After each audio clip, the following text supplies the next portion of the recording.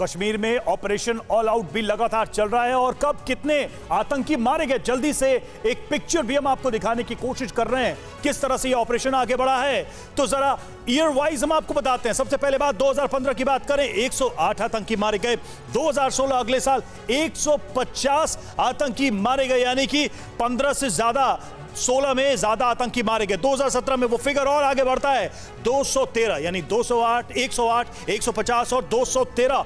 और फिर 2018 की बात करें तो 257 टेररिस्ट मारे जाते हैं सिक्योरिटी फोर्सेस के द्वारा। आगे बढ़ते हैं 2019 157, 2020 221, 2021 182 और 2022 की बात करें, इस साल की बात करें तो 80 से ज्यादा आतंकियों को मारा जा चुका है। ये फिगर, ये आंकड़े बता रहे हैं कि किस तरह से ऑपरेशन ऑल आउट लगातार कश्मीर में चलाया जा रहा है और इन आतंकियों को ठिकाने सेना लगा रही है। तो कश्मीर में जो आतंक है और उसको काउंटर करते हुए किस तरह से आप देखिए कि हमारे जो जवान हैं उन्होंने भी शहादत दी है, जरा उसको भी देखें। 2015 की बात करें तो 39 हमारे जवान शहीद हुए थे और 17 आम नागरिक मारे गए थे। वहीं 2016 की बात करें तो 82 जवान शहीद हुए थे और जो नागरिक मारे गए उनकी संख्या थी 15। 2017 में 80 हमारे जवान शहीद हुए थे और 38 नागरिकों की मौत हुई थी। और 2018 की बात करें तो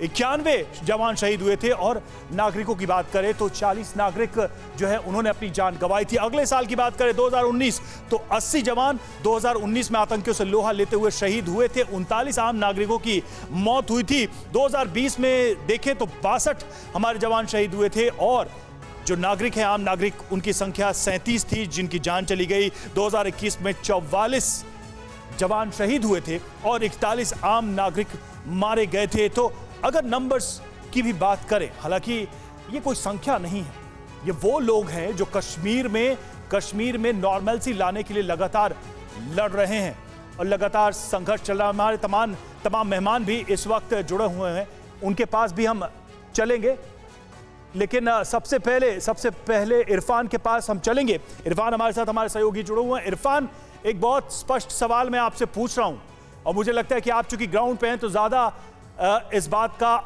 उत्तर दे सकते हैं। क्या कोई मेजॉरिटी और माइनॉरिटी डिवाइड फिर से दिखाई दे रहा है क्या ग्राउंड पे? क्योंकि ये बात बार बार आ रही है कि टारगेटेड किलिंग है, कश्मीर के अंदर जो हिंदू अल्पसंख्यक है उनको निशाना बनाया जा रहा है। क्या ऐसी कोई फीलिंग या ऐसी कोई लाइन दिखाई दे रही क्या? क्योंकि हम संपूर्ण कश्मीर की बात कर रहे हैं, हम सभी नागरिकों की सुरक्षा की बात कर रहे हैं। देखिए, बहुत महत्वपूर्ण सवाल है और लगातार इस प्रश्न को कई सारे लोग पूछ भी रहे हैं, लेकिन ज़मीनी हकीकत यह है कि जो कश्मीर में भाईचारा कश्मीरी पंडितों, हिंदू और मुस्लिम्स के बीच है वो अभी भी बरकरार है। क्योंकि हम जगह जगह गए, जहां पर हमले हुए वहां पर हम गए, लोगों से बात की, वहां भी लोग जो है इस टारगेट किलिंग की साफ तौर पर निंदा कर रहे हैं और मेजॉरिटी कम्युनिटी भी लगातार इस विरोध में खड़ी है। कल भी आपने देखा, लाल चौक से लेकर कुलगाम तक विरोध प्रदर्शन देखने को मिले। कश्मीर के कई युवा एक्टिविस्ट्स, वॉलंटियर्स बाहर निकले और उन्होंने निंदा की साफ तौर पर। और इस बीच कश्मीरी पंडित भी लगातार इस बात को कह रहे हैं कि कश्मीर में केवल ना ही हिंदू टारगेट पे है, बल्कि कश्मीर में जो बाकी मुस्लिम समुदाय के लोग हैं जो डेमोक्रेसी पे यकीन करते हैं, जो भारत का तिरंगा यहाँ पर हाथों में लिए हुए हैं, वो भी निशाने पर है। तो कहीं ना कहीं कम्युनल डिवाइड की बात कतई ग्राउंड लेवल पर कश्मीर घाटी में नहीं है। लेकिन ये प्रश्न इरफान इसलिए मैं पूछ रहा था क्योंकि इसके बाद अयाज अहमद के पास मैं जाना चाहूंगा। अयाज, ये एक बड़ा चेंज है। अगर लोग 90 से तुलना करते हैं उसके मुकाबले, क्या ये एक बड़ा बदलाव माना जाए कि इस वक्त तिरंगा कश्मीर के हर निवासी के हाथ में है जो इस देश से प्रेम करता है? देखिए समीर, ये जो टारगेट किलिंग कुछ वक्त से हो रही है यहाँ पे, तो ये हमारे को इस बात के संकेत दे रहे हैं कि यहाँ की सिक्योरिटी, टोटल सिक्योरिटी सिनेरियो क्या है कश्मीर में, और उसके साथ साथ ये भी कि मिलिटेंसी की एक्टिव प्रेजेंस कितनी है। और उसके साथ साथ ये भी दिखा रहा है कि जो दावे आज तक हुकूमती लेवल पर किए गए या जो इकदाम हुकूमती लेवल पर किए गए 90 से आज तक सिक्योरिटी के लेवल पर, या आर्टिकल 370 को एब्रोगेट किया गया, ये बताते हुए कि यही एक चीज़ है जो यहाँ की नॉर्मलसी को ठीक करने में, नॉर्मलसी को लाने में रोड़े अटका रहा है। तो मुझे लगता है कि ये जो सारी प्लानिंग है, जो सारी पॉलिसीज़ है, जो सारी एक्टिविटीज़ है, ये सही साबित नहीं हो रही है। और ये कोई 32 साल का कोई कम अरसा नहीं है कि हम 25 साल से इसके खिलाफ लड़ रहे हैं। तो नहीं लग रहा है कि 25 साल के बाद भी जो भी आज तक हमें तरीक़ेकार अख्तियार किया गया, नहीं लग रहा है कि वो सही काम कर रहा है। और मुझे लग रहा है तो ये सवाल उठता है ना कि क्या कोई बदलाव नहीं देख पा रहे हैं आप? हमारे साथ महराज भी हमारे साथ जुड़े, लौटूंगा आपके पास। महराज, कहां पे आप मौजूद हैं फिलहाल? क्या नजर आ रहा है आपको? क्या डर है कश्मीरी पंडितों और हिंदुओं में जो जाने के लिए इस वक्त तैयार बैठे हैं? और अगर वो हैं तो प्रशासन के लोग क्या बात कर रहे हैं, उनसे क्या बातचीत चल रही है, क्या डिमांड्स और क्या उनको प्रॉमिसेस किए जा रहे हैं? बिल्कुल रवि, बता दें आपको, जैसा कि हमारी बात उससे हुई, हम अभी बड़गाम में हैं। बड़गाम एक पूरा जो कश्मीर कॉलोनी है वहां पे है, आप देख सकते हैं।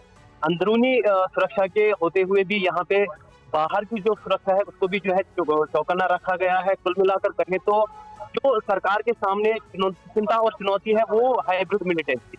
हाइब्रिड मिलिटेंसी ऐसी मिलिटेंसी है जिसका कोई रिकॉर्ड पुलिस के पास नहीं है, और ऐसे ही हाइब्रिड मिलिटेंट्स को हथियार यानी पिस्टल देकर जो है कार्रवाई करवाई जा रही है। और क्योंकि पिस्टल जो है कार्रवाई के बाद छुपाना आसान हो जाता है और फिर भीड़ में छुपना भी आसान हो जाता है। तो कुल मिलाकर कहें, सरकार अपने हिसाब से कश्मीरी पंडितों से बार बार बात कर रही है और उनको समझाने की कोशिश कर रही है कि उनको सुरक्षित रखा जाएगा। लेकिन इसी बीच जब ताजी हत्या हो जाती है तो उसके बाद ये डर जो है ये अधिक बढ़ जाता है, जैसा कि देखने को भी मिला। राहुल भट्ट की हत्या के बाद अमरीन भट्ट इसी चाडूरा बड़गाम में मारी गई थी, और उसके बाद अगर हम कहें कल बीती रात को 2 मजदूरों पर भी यहाँ पे गोली चली, जिसमें एक मजदूर की जान चली गई। तो कुल मिलाकर कहें जब भी हत्याएं होती है तो उसके बाद से डर और बहस का माहौल अधिक बढ़ जाता है, और इस कश्मीरी पंडितों में भी देखा जा रहा है। और यहाँ तक कि डर और बहस इस हिसाब से है कि टीवी पर भी जो है आपका चेहरा दिखाने को तैयार नहीं है।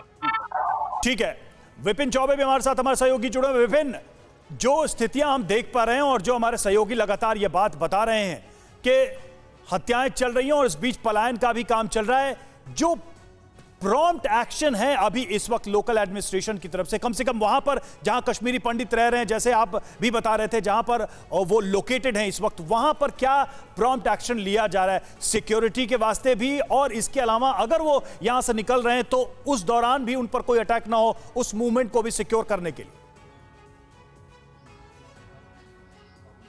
देखिए, 2 बातें हैं रवि। सबसे पहले ये समझिए कि उस वक्त जब पिछली रिपोर्ट में आपको दिखा रहा था तो मैं इंदिरा नगर में मौजूद था। अब मैं शिवपुरा आ गया हूं।